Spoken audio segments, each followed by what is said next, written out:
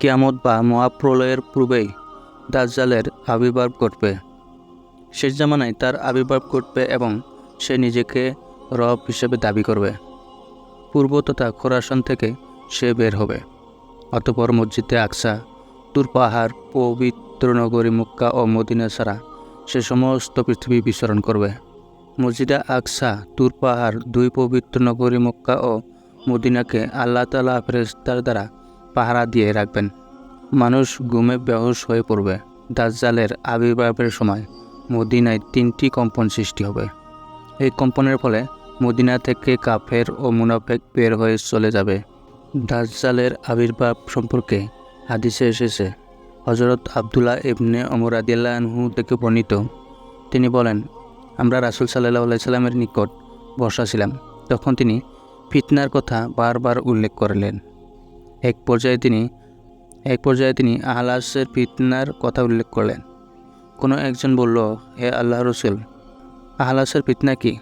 তিনি বললেন, তা হলো পলায়ন ও যুদ্ধ।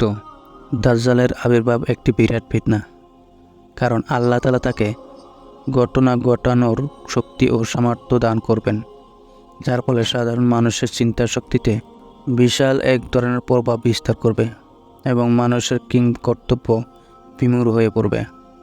রাসূল সাল্লাল্লাহু আলাইহি সাল্লামের হাদিসের দ্বারা প্রমাণিত যে তার সাথে জান্নাত ও জাহান্নাম থাকবে। প্রকৃতপক্ষে তার জাহান্নাম হবে জান্নাত আর তার জান্নাত হবে জাহান্নাম। দাজ্জালের সঙ্গে থাকবে রুটির পাহাড় এবং পানির নরহসম। তার নির্দেশে আকাশ থেকে বৃষ্টি বর্ষিত হবে, জমিন থেকে উদ্ভিদ উৎপন্ন হবে, পৃথিবীর সমস্ত গুপ্তধন তার সঙ্গে সঙ্গে চলবে। আকাশের মেঘমালাকে বাতাস যেমন ধাবিত করে, ঠিক তেমনভাবে দাজ্জালেও অতি দ্রুত পথ অতিক্রম করবে। দাজ্জালে পৃথিবীর 40 দিন অবস্থান করবে।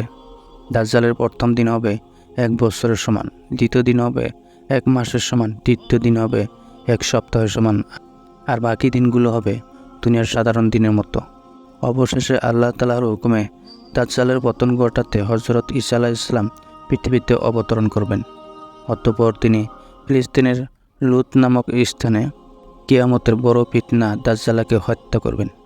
আল্লাহ তাআলা মুসলিম উম্মাহকে দাজ্জালের সব ধরনের ফিতনা থেকে হেফাজত করুন।